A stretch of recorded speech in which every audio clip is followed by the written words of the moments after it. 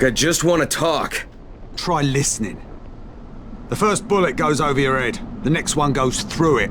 Stop it, Edward. You don't want to scare off someone who might be willing to help us. We don't know this arsehole from a plate of falafel. Don't argue with me. Let him in. Seems Errol wants to talk to you. There won't be any trouble. Do I look worried? Scared to death. He's perceptive. Come in, come in.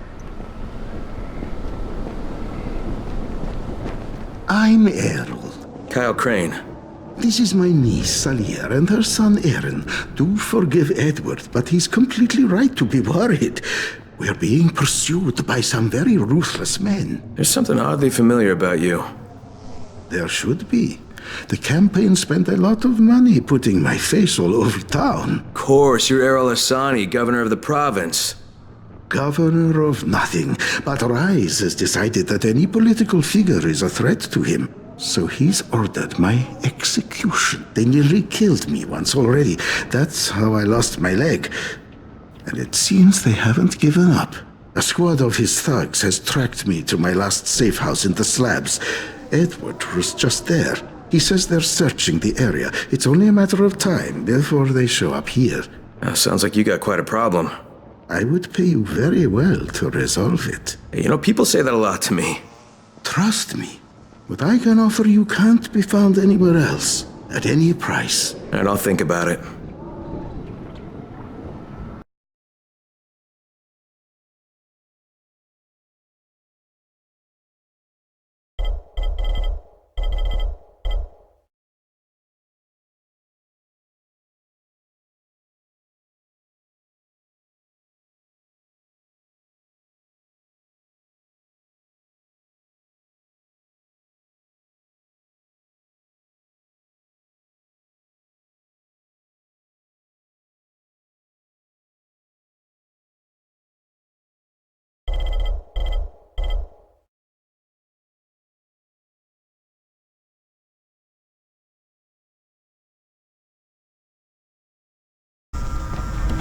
Kareem, it's Crane. Drop your weapon or you're dead. What the hell's your problem? This doesn't concern you. Sorry, Kareem, but Errol Asani is my concern.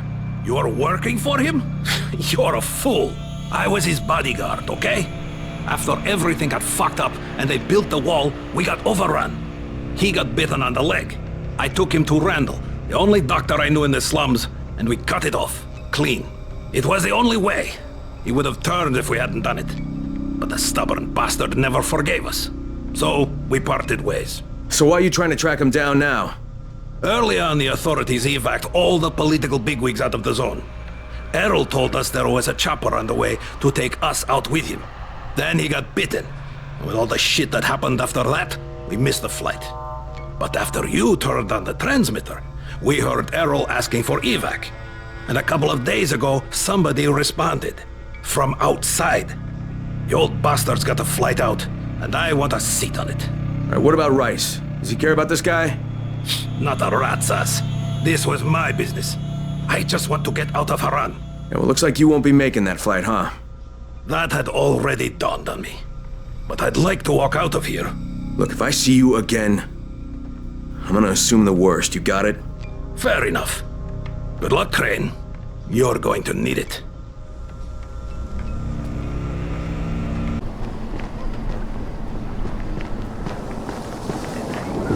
Did you find them? Yeah, I did. Kareem's take on losing your leg was a bit different than yours. So, you talked to him. Edward was right. You do talk too much.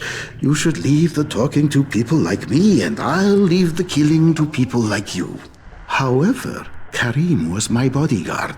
He allowed me to get bitten, but I don't really blame him for that. Hey, he saved your life. By hacking off my leg? The morning I was bitten was the same day they began dropping suppressants. You understand? I told him the antizin drops would begin within hours. All they had to do was wait. Instead, he listened to that idiot doctor of his, and Kareem held me down as the butcher chopped off my leg.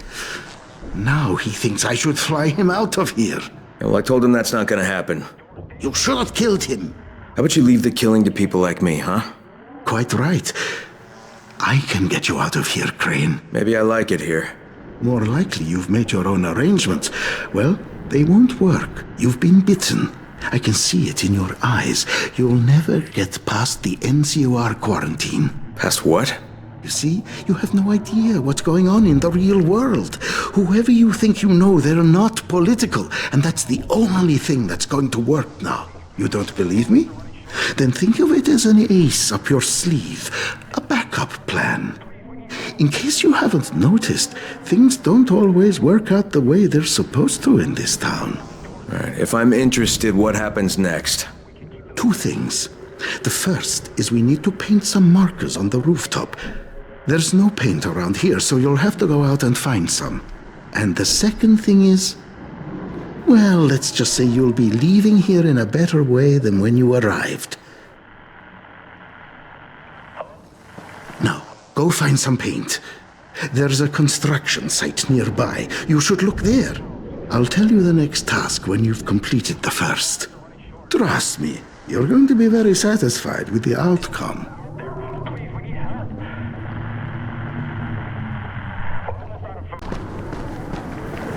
All right, the roof's been painted. Good. Now there's one last thing.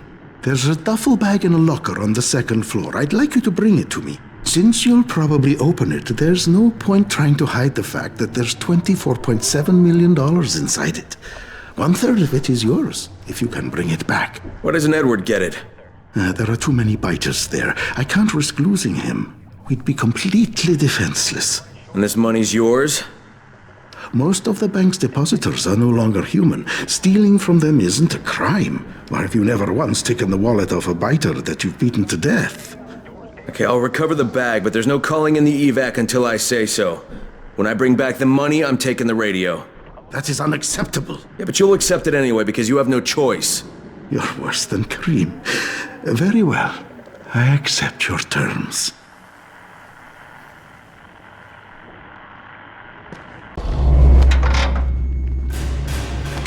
Empty, of course.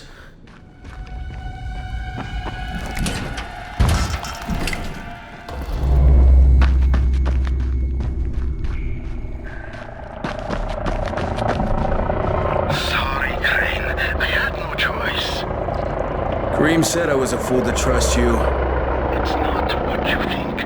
I would have taken you with me. I contacted the evac when you were off getting the paint. I had to tell who would be on board, so I gave them your name.